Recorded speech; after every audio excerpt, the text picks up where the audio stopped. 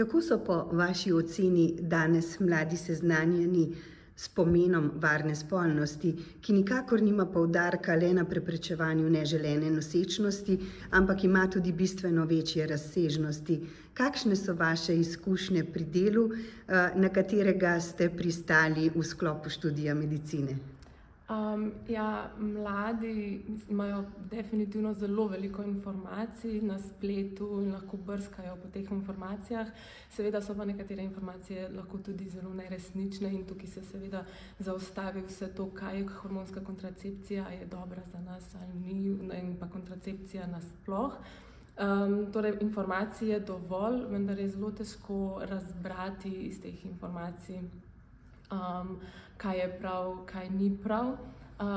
Zato se mi zdi, da smo informirani mladi, ampak je potem spet od samega posameznika odvisno, kako te informacije mi prevedemo in jih uporabimo pač v našem življenju.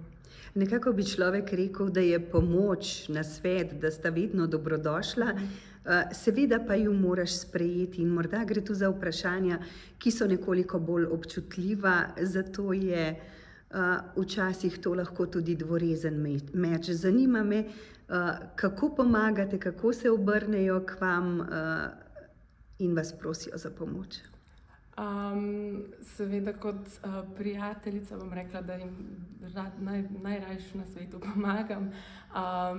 Kot študentka medicine sicer nimam še vsega znanja, ker me čaka še dolg študij pred sabo, ampak jim hočem na vsak način pomagati in svetovati, da se zavarujejo predvsem pred spolno prenosljivimi boleznimi in pa seveda tudi pred kakšno neželeno najstniško nosečnost.